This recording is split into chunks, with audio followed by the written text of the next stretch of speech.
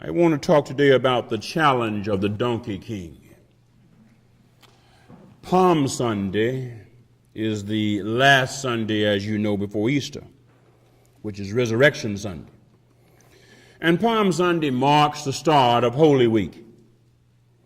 Today, followers of Jesus reflect on the meaning of his entry, riding on a borrowed donkey, as we read in the passages from Luke and John's Gospel, into Jerusalem in preparation for the Passover observance.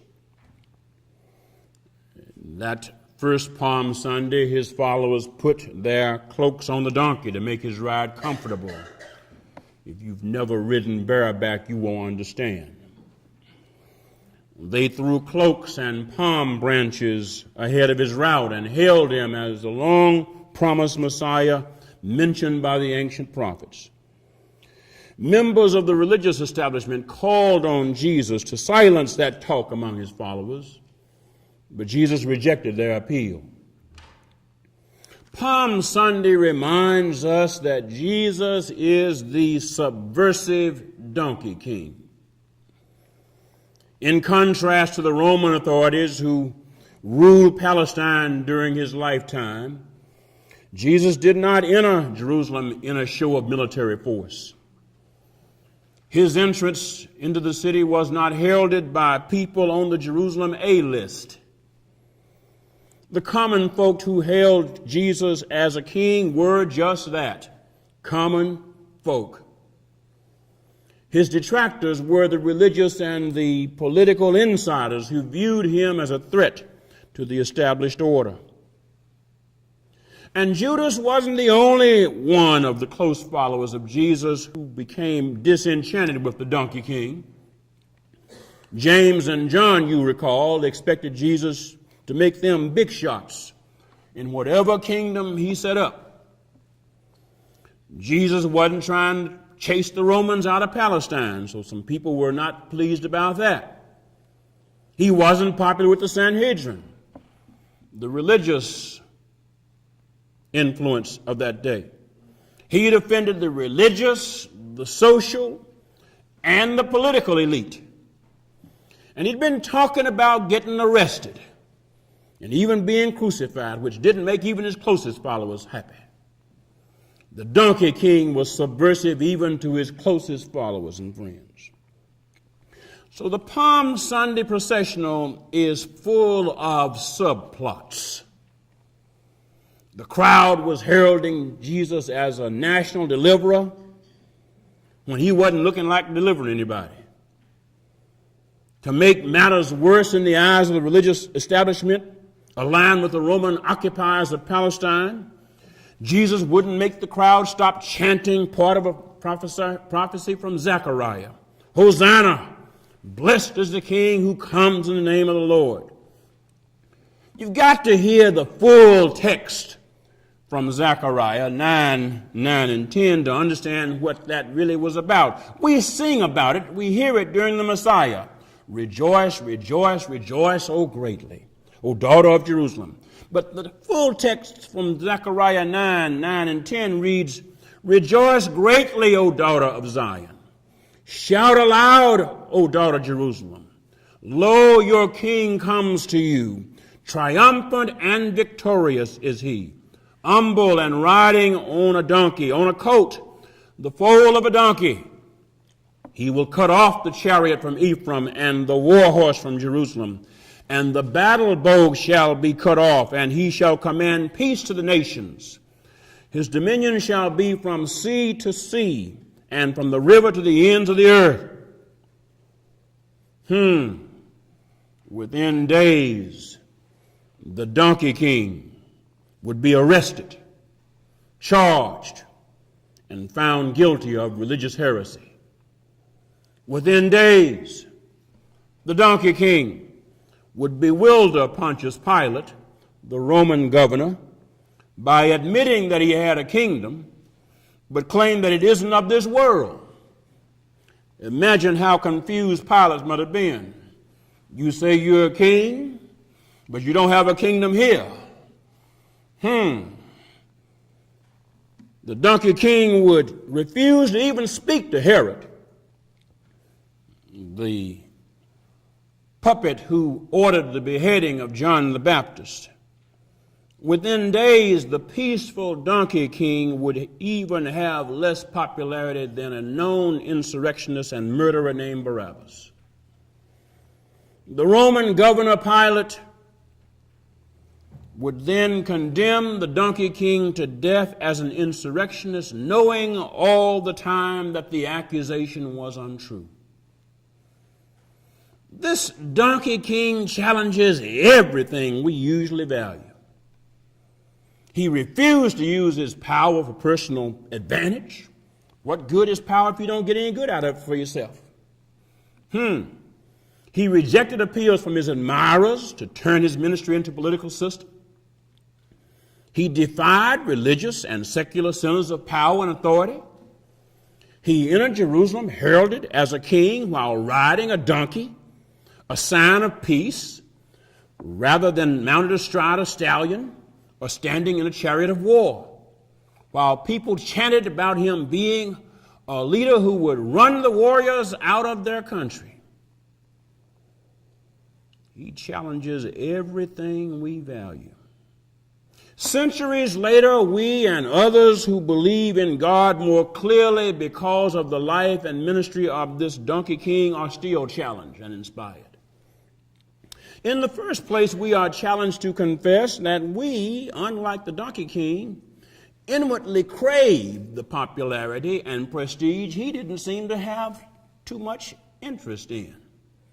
Jesus, for all of his popularity and fame, didn't seem to get hung up on it. You know how we are.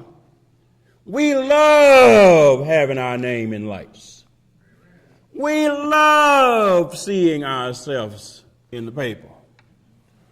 We have Facebook and we give updates to ourselves on where we are and what we're doing.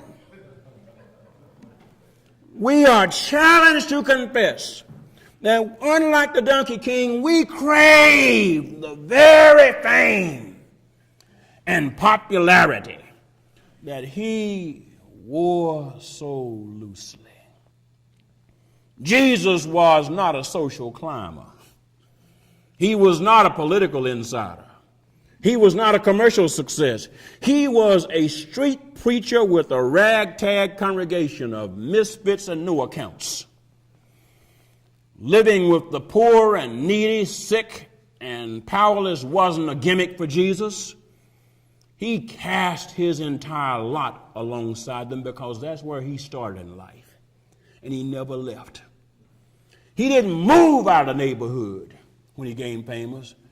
He kept his fame in the hood and brought the hood to Jerusalem. Jesus, the donkey king, challenges the conventional notion that God is on the side of the privileged and the powerful. And he shames us when we act like we are having some big thing because so-and-so is in the house. On Palm Sunday and always, the donkey king challenges us as we remember his refusal to become an imperial functionary, to use his power with brute force. For all the power Jesus had, we never have an instance where Jesus used his power to beat up on somebody. He's always using his power to deliver somebody who's being beat up. Deliver somebody who's being oppressed. Deliver somebody who's being victimized. Deliver somebody who is burdened down, imprisoned by sickness or disease or possession or some trouble or the other. Jesus didn't wave the Roman flag in the name of God and didn't apologize to anybody for not doing so. And this donkey king challenges us to recognize that, like Rome, every nation, to include our nation, the United States, behaves like an empire. Imperial power is sought and gained and exercised to benefit the privileged few, usually at the expense of those who are most vulnerable. And in every human era, that power has been defined primarily by military force, by the power to kill who you don't like. and make folks who you don't kill do what you want to because you can kill them. That's not justice. That's might makes right.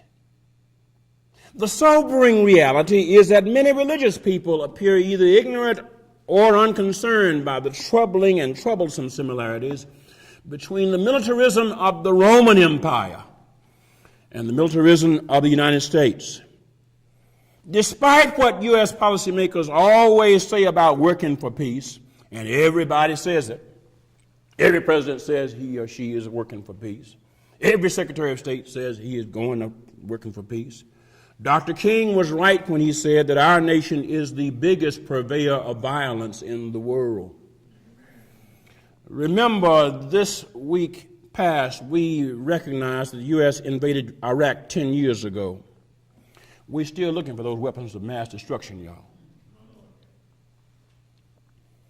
There was no threat or provocation 10 years ago, and there still was none during 10 years from Iraq. We used an obvious lie to justify invading Iraq. By some estimations, that invasion and the ensuing military occupation claimed the lives of more than 1 million Iraqi civilians. You can't get an official estimate because our government won't give you one, and we tore up the Iraqi government, you understand. So they can't give us one. Last week, the New York Times reported that an alarming number of Iraqi babies are being born now with birth defects, which researchers believe are due to the depleted uranium shells that our military fired in that 10-year war. During the invasion and occupation, babies born with their internal organs outside their bodies, babies born with limbs missing, babies born deformed for life. Empire. That suffering is on top of the thousands of U.S. military and civilian personnel who were killed. Don't forget about that. And the tens of thousands more who have been physically and psychologically scarred for life. The U.S. government provides more foreign aid to the nation of Israel than anywhere else in the world, and that money now pays for a wall of separation like the Berlin Wall that separates Palestinians from Israelis. We told Gorbachev to tear down his wall, and we are paying Netanyahu to build one. During the administration of President Obama, who you recall won the Nobel Peace Prize in 2009, the United States has killed more people with drones than George W. Bush did in the entire 8 years of his presidency. Some of the people killed have been Americans. One of them was a teenager. That drone policy isn't confined to Afghanistan, y'all. It's also happening in the continent of Africa. Unlike the Donkey King who refused to allow imperial power to define his view of justice, many religious people are more in love with the idea of military might as a sign of national greatness than they are in love with the idea of justice. And that misguided and wrong-hearted belief system prevents us from understanding the suffering and the pain felt by people who are oppressed by imperial power. We have forgotten what Howard Thurman wrote in Jesus and Disinherited, that because Jesus was not a Roman citizen, if a Roman soldier pushed Jesus into a ditch, he could not appeal to Caesar.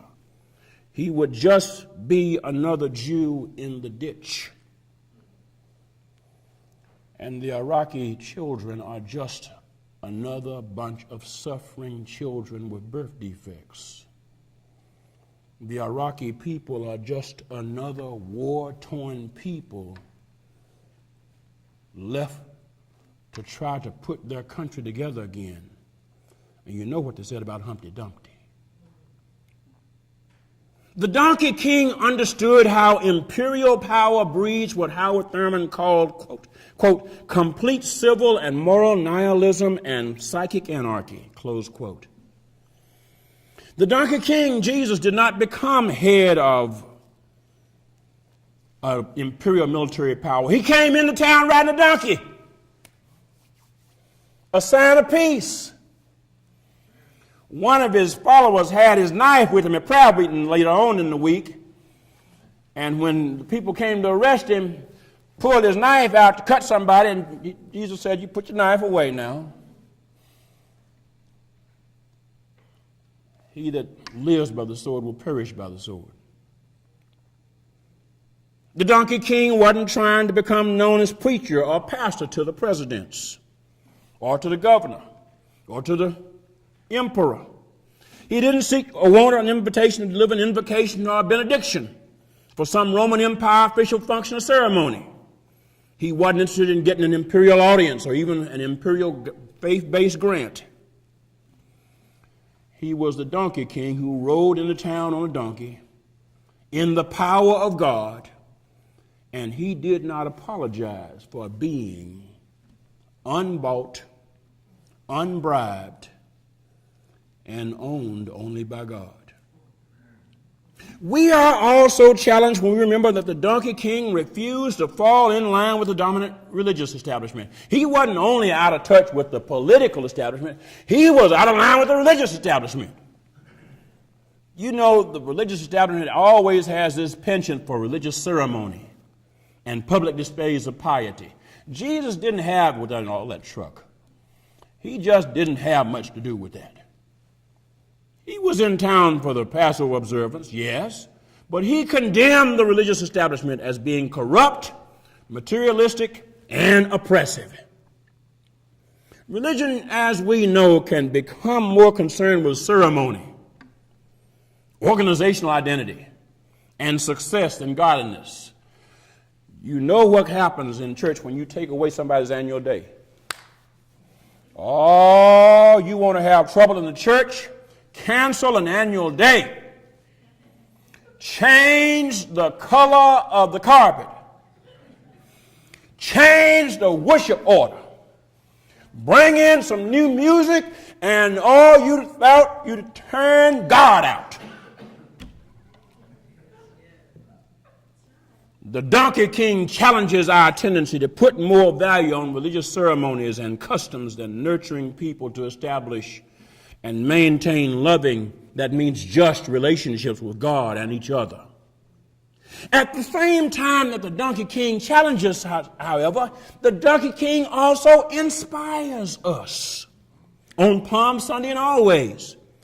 Out of these challenges, we are inspired to understand that God cares about oppressed and vulnerable and powerless people. We are inspired when we remember that God showed up as an oppressed and vulnerable and powerless person in the Donkey King named Jesus. We are inspired in knowing that the poor Jew named Jesus was the agent and instrument of love and justice and peace and truth without a fat bankroll and without an army at his back. We are inspired in knowing that the politically oppressed Jesus delivered healing and hope even when the political and religious establishment wouldn't. We are inspired to use what we have no matter how insignificant it may look to us or to other people.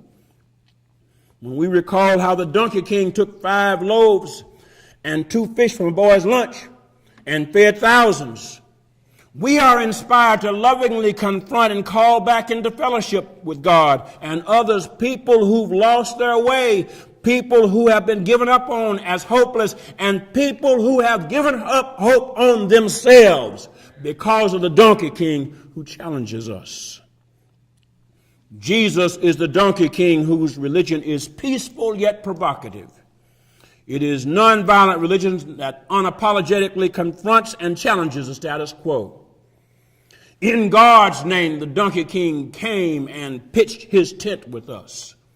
In God's name, the Donkey King loved us and taught us and demonstrated what love and justice truly mean.